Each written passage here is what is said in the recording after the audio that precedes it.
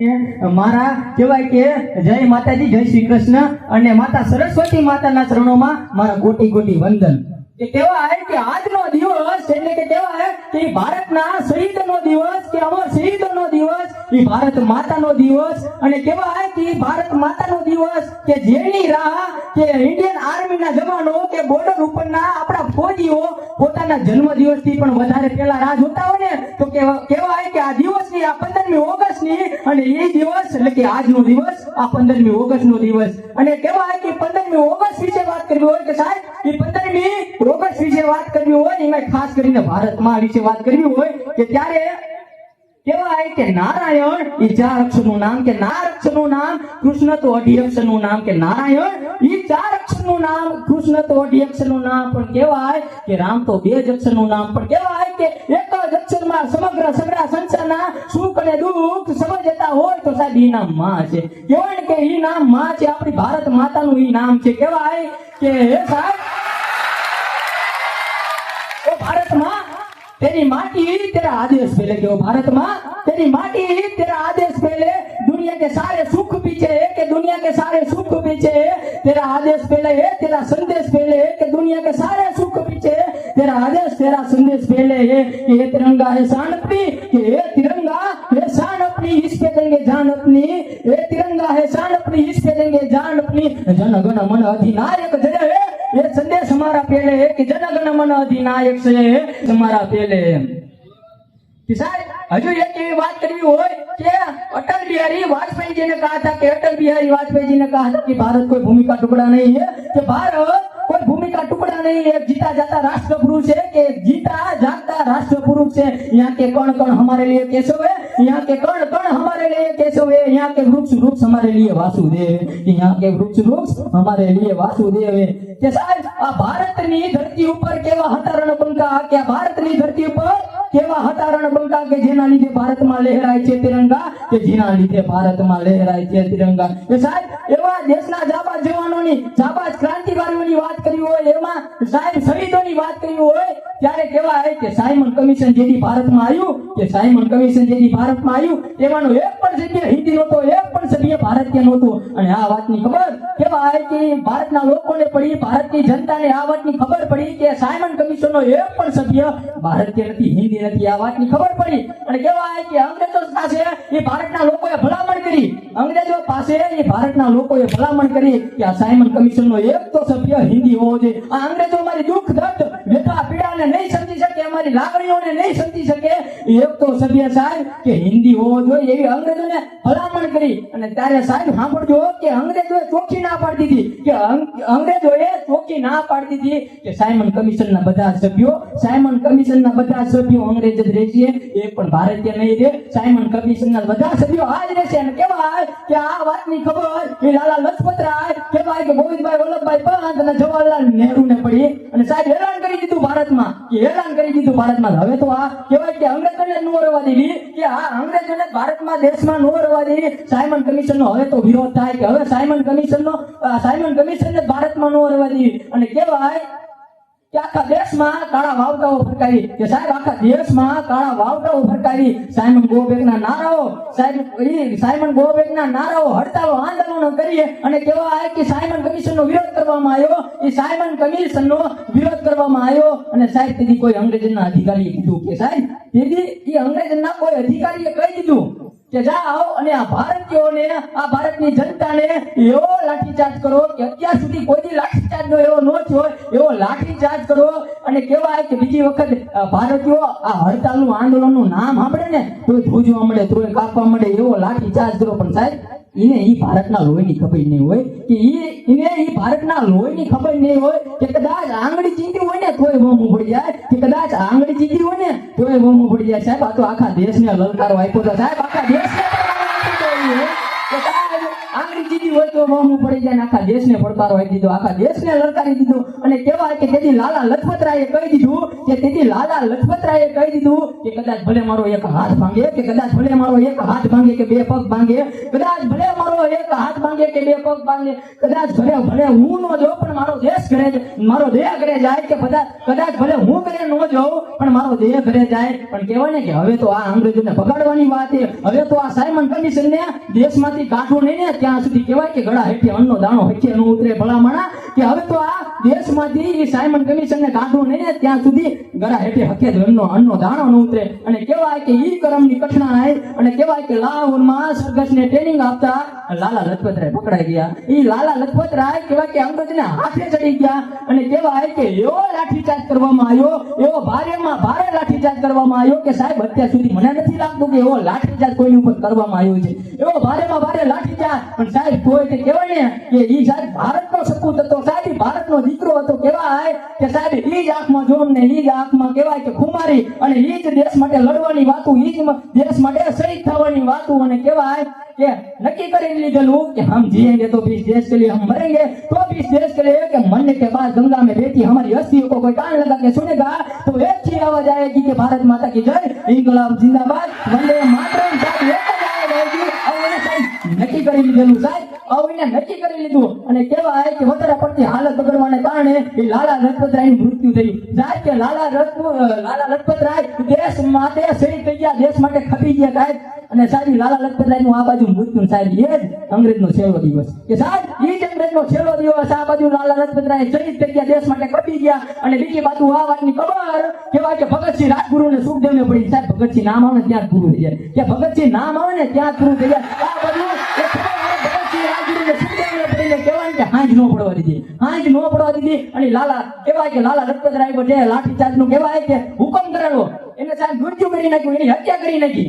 અને હાંજ ન પડવા દીધી અને આખી હત્યા કરી નાખી. આખા દેશમાં વાતો થવા માંડી કે લાલા લજપતરાયનું મૃત્યુ કરનાર, એની ઉપર લાઠીચાર્જનો હુકમ કરનાર ઈ ભગતસિંહ રાજગુરુ અને સુખદેવ એની હત્યા કરી નાખી. અને આખા દેશમાં વાતો ફેલાણી. અને કહેવાય કે આ ઉડતી ખબર એના ઘર પાસે પહોંચી, ભગતસિંહના ઘર પાસે પહોંચી. અને કહેવાય કે ભગતસિંહના પિતા કિશનસિંહજીએ ભગતસિંહની માતા વિદ્યાવતી કૌરને કીધું, કે વિદ્યાવતી કૌર ભગતસિંહની માતા, એમને કીધું કે મને શંકા છે આ તો કદાચ આપણો ભગતસિંહ તો નહીં હોય, કે મને શંકા છે કે આ કદાચ આપણો ભગતસિંહ તો નહીં હોય. પણ સાહેબ કહેવાય ને કે એ માને એ દીકરા ઉપર વિશ્વાસ હતો, કે એ માતાને એ દીકરા ઉપર વિશ્વાસ હતો. એ વિદ્યાવતી કૌરે સાહેબ કીધું કે બાપુ હજુ તો તમને ખાલી શંકા છે, બાકી મને તો વિશ્વાસ છે. માને એ દીકરા ઉપર વિશ્વાસ છે કે આ બીજું કોઈ નહીં, કે સિંહણનું ધાવણ ધાવનારો ભગતસિંહ આ કામ કરી શકે, આ બીજું કોઈ કામ ન કરી શકે. સિંહણનું ધાવણ ધાવનારો સાહેબ ભગતસિંહ કામ કરી શકે, આવા કામ બીજા ન કરી શકે. અને સાહેબ કે આખા દેશમાં વાતો થવા માંડી કે ભગતસિંહ રાજગુરુ સુખદેવે લાલા લજપતરાય ઉપર જેના લાઠીચાર્જનો હુકમ કર્યો હતો, એને સાહેબ કહેવાય કે એની હત્યા કરી નાખી. અને કહેવાય કે લાલા લજપતરાયના લાઠીચાર્જ બદલ એની ઉપર લાઠીચાર્જ કર્યો અને એ અંગ્રેજોને માર્યો. એના બદલે એને કહેવાય કે ભગતસિંહ રાજગુરુ અને સુખદેવને કહેવાય કે ધરપકડ કરી લેવામાં આવી. ને હવે આ બાજુ કહેવાય કે ભારતના 3 હાવજો ભગતસિંહ રાજગુરુ અને સુખદેવ લાહોરની સેન્ટ્રલ જેલમાં કહેવાય કે હળિયા ચાલીને ઉભા છે, કે લાહોરની સેન્ટ્રલ જેલના હળિયા ચાલીને ઉભા. આ બાજુ કહેવાય કે આખો દેશ એ અંગ્રેજોની ગુલામીને સહન કરી રહ્યું છે, કે આખો દેશ એ અંગ્રેજોની ગુલામીને સહન કરી રહ્યું છે. અને આ બાજુ ભારતના 3 હાવજો કહેવાય કે ભગતસિંહ રાજગુરુ અને સુખદેવ કહેવાય કે લાહોરની સેન્ટ્રલ જેલના હળિયા ચાલીને ઉભા છે. સાહેબ કહેવાય કે ધરુજે છે, કહેવાય ને કે મરદ રાખે ઈ મરદપણું, કે કહેવાય કે મરદ રાખે ઈ મરદપણું, કે પછી ભલે સમય ના હોય, કે મરદ રાખે ઈ મરદપણું, કે પછી ભલે સમય ના હોય. કે સાહેબ ઈ ઝેર વિનાના હરફની ફૂફાડે દીકતો હોય, ઈ ઝેર વિનાના હરફની ફૂફાડે દીકતો હોય. ને સાહેબ એકબીજાને કહી રહ્યા છે કે એક વખત ખાલી આ ભારત આ જેલમાંથી અમને બહાર નીકળવા દે, કે એક વખત ખાલી આ જેલમાંથી અમને બહાર નીકળવા દે. પછી તો સાહેબ અમારા કાંડામાં અમારા બાવડામાં તાકાત છે. આ ભારત દેશને હિન્દુસ્તાનને કેવી રીતે આઝાદ કરાવો ને, એ તો અમારા કાંડામાં ભલા મણાય અમારા બાવડામાં કહેવાય કે તાકાત છે. અને કહેવાય કે આવી વાતચીત દરમિયાન કહેવાય કે એ લાહોરની સેન્ટ્રલ જેલમાં કોઈ માણસ આવતું હોય એવો પગનો અવાજ આવ્યો. કે આવી વાતચીત દરમિયાન કે લાહોરની સેન્ટ્રલ જેલમાં કોઈ માણસ આવતું હોય એવો પગનો અવાજ આવ્યો. અને કહેવાય કે એ આવનાર માણસ છે એ લાહોરની સેન્ટર જેની સામું આવીને જોયું તો કહેવાય કે ભારતના 3 હાવજો કહેવાય કે ભગતસિંહ રાજગુરુ અને સુખદેવ એ લાહોરની સેન્ટર જેવા હળિયા જાળીને ઊભા હતા સાહેબ, હળિયા જાળીને ઊભા હતા. અને આવનાર માણસ બીજું કોઈ નહીં, પ્રાણનાથ મહેતા એ ભગતસિંહનો વકીલ જ હતો. કે આવનાર માણસ બીજું કોઈ નહીં કે પ્રાણનાથ મહેતા એ ભગતસિંહનો વકીલ જ હતો. અને કહેવાય કે પ્રાણનાથ મહેતા એ ભગતસિંહ રાજગુરુ અને સુખદેવની પાસે જઈ અને કહેવાય કે ભગતસિંહના હાથમાં કાગળ સોંપી દીધો અને કીધું કે હે ભગતસિંહ, हे राजगुरु मुझको माफ कर दो, हे भगत सिंह राजगुरु, हे सुखदेव मुझको माफ कर दो, मैं आपको बचा नहीं सका, मेरी सारी मेहनत क्या नाकामयाब हुई, मेरी सारी मेहनत पानी में गई, मेरी सारी मेहनत नाकामयाब हुई. और इन लोगों ने, इन अंग्रेजों ने आपको फांसी दे दी गई. और साहब कहेवाय કે આટલું કહેવાય કે ભગતસિંહ રાજગુરુ અને સુખદેવના આંખમાં જોઈને સાહેબ આટલું વકીલ બોલે તો કહેવાય કે એના પાપણનો પડદો ભીનો થઈ જાય. કે સાહેબ એના પાપણનો પડદો ભીનો થઈ જાય અને કહેવાય કે मुझको माफ कर दो कि मैं भगत सिंह राजगुरु सुखदेव मैं आपको बचा नहीं सका और इन लोगों ने आपको फांसी दे दी गई. और કહેવાય કે હાથ પણ હોંકાર આપે છે એ હોમાઈ ગયેલા હાડ. કે કહેવાય કે હાથ પણ હોંકાર આપે છે કે એ હોમાઈ ગયેલા હાડ. કે સાહેબ વર્ષો થઈ ગયા તો એ હોમાઈ ગયેલા હાડ હજુ હોંકાર આપે છે. કે સાહેબ ઝવેરચંદ મેઘાણી સાહેબની સૌરાષ્ટ્રની રસધારા કે 16 થી 12 કે અન્ય કોઈ પણ દેશભક્તિનું પુસ્તક વાંચી લેવાની છૂટ. કે સાહેબ એમાં પૈસા વાળા કરોડીપતિની વાતો જ નથી કરી. કે જે સાહેબ કહેવાય કે દેશ માટે ખપી ગયો, દેશ માટે સજ્જ થઈ ગયો, કે ઈમાનદારીથી જીવન જીવી ગયો એની વાતો કરવામાં આવી સાહેબ. કે બીજી વાતો જ નથી કરવામાં આવી સાહેબ. કહેવાય કે આ બધું કાગળ હાથમાં આવી ગયો, એ ફાંસીનો કાગળ હાથમાં આવી ગયો અને કહેવાય કે ત્યારે સાહેબ રાજગુરુ બોલ્યા. કે સાહેબ રાજગુરુ બોલ્યા કે હે ભગતસિંહ સુખદેવ કે આપણે તો મોતનો માર્ગ લીધો ભલામણા. કે આપણે તો મોતનો માર્ગ લીધો હે. જ્યાં સુધી હિન્દુસ્તાનની આઝાદી મળે ત્યાં સુધી ખોડિયામાં પ્રાણ લેવા ન દેવાય. કે જ્યાં સુધી હિન્દુસ્તાનની આઝાદી મળે ત્યાં સુધી ખોડિયામાં પ્રાણ લેવા ન દેવાય. કહેવાય કે ત્રણેય પ્રાણનાથ મહેતાને કહી દીધું કે જાઓ પ્રાણનાથ મહેતા, જાઓ વકીલ. આ અંગ્રેજોને જઈને કહી દઉં કે અમે આ ફાંસી માટે તૈયાર, અમે ફાંસીના માટલે ચડવા માટે તૈયાર છીએ, અમને ફાંસી દઈ દો, તમ તારે કઈ વાંધો નથી. હવે આ ભારત માટે સાહેબ મરવાનો દી આવી ગયો, હવે ભારત માટે શહીદ થવાનો દી આવી ગયો. અને કહેવાય કે કહી દીધું કે જાઓ અને પ્રાણનાથ મહેતા અને અંગ્રેજોને કહી દો કે અમને ફાંસીના માટલે ચડાવી દે. અને કહેવાય કે બીજો દિવસે એ ભગતસિંહ રાજગુરુ અને સુખદેવને એ ફાંસીના માટલે લાવવામાં આવ્યા. એ ફાંસીના માટલે લાવવામાં આવ્યા અને પૂછવામાં આવ્યું, એ અંગ્રેજોએ પૂછ્યું કે હે ભગતસિંહ રાજગુરુ સુખદેવ કે તમારી કોઈ આખરી ઈચ્છા હોય તો બોલો. કે તમારી કોઈ આખરી ઈચ્છા હોય તો કહો કે અમે તમારી આખરી ઈચ્છા પૂરી કરી દઈએ. સાહેબ તારા ભગતસિંહનો અવાજ ખાલી જવાબ સાંભળજો. કે ભગતસિંહનો ખાલી જવાબ સાંભળજો કે મારી એવી કોઈ આખરી ઈચ્છા નથી કે મારે મારા પિતાને મળવું છે, મારે મારી માતાને મળવું છે. એ મારી કોઈ આખરી ઈચ્છા નથી. મારી આખરી ઈચ્છા ખાલી એટલી છે કે મને એક નાની એવી કાગળની ચિઠ્ઠી અને એક ખાલી મને પેન આપો. એક કાગળની ચિઠ્ઠી ને એક પેન આપો. મારે મારા ભારત દેશના યુવાનોને મારે કહેવાય કે મારા ભારત દેશના યુવાનોને સંદેશ લખવો છે.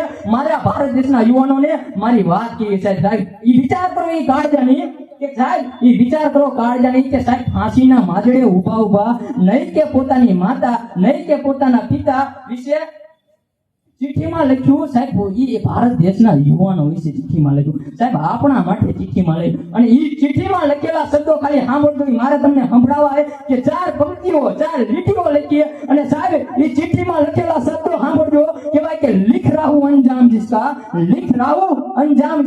कि कल आगा जाएगा. कि लिख रहा हूं अंजाम जिसका कल आगा जाएगा. कि मेरे लहू का कतरा कतरा एक दिन इंकलाब लाएगा. कि मैं रहूं या ना रहूं, कि मैं रहूं या ना रहूं. अरे मेरा वादा है मेरे वतन वालों, अरे मेरा वादा है मेरे वतन वालों कि मेरे मरने के बाद मेरे वतन का सैलाब आएगा. कि मेरे मरने के बाद मेरे वतन का सैलाब आएगा. कि ભારતને આઝાદ કરવા માટે જન્મ્યો છું અને ભારતને આઝાદ કરવા માટે મરી. હવે તો સાહેબ આ કહેવાય કે શહીદ થવાનો દિવસ આવી ગયો. સાહેબ આવું સાહેબ ખાલી લખીએ. આ તો ખાલી વિચાર કરો એ ફાંસીના માટલે ઊભા એની ભગતસિંહ આવું ચિઠ્ઠીમાં લખે અને કહેવાય કે સાહેબ આવા ભારત માતા પાસે સાહેબ દીકરાઓ હતા ત્યારે સાહેબ ભારત દેશ આઝાદ થયો. સાહેબ એમને ભારત દેશ આઝાદ નથી થયો. આવા ભારત દેશ માટે શહીદો થવા વાળા હતા ત્યારે આ ભારત દેશ આઝાદ થયો. અને છેલ્લે કહેવાય કે 2 લીટીઓ દ્વારા 2 પંક્તિઓ દ્વારા મારા વક્તવ્યને વિરામ આપું કે હે ભારત માતા ઈ તારા આંકલા ઈ તારા પડકારા ઈ તારા પડછંદ. કે હે ભારત માં ઈ તારા આંકલા ઈ તારા પડકારા ઈ તારા પડછંદ. કે રાજ હવે તો તારી ગયા, કે રાજ હવે તો તારી ગયા. કે જેથી ભારત માં હંકાવે છંદ, કે જેથી માં પોકારે ચંદ. અસ્તુ જય હિન્દ, જય ભારત, જય શ્રી રામ.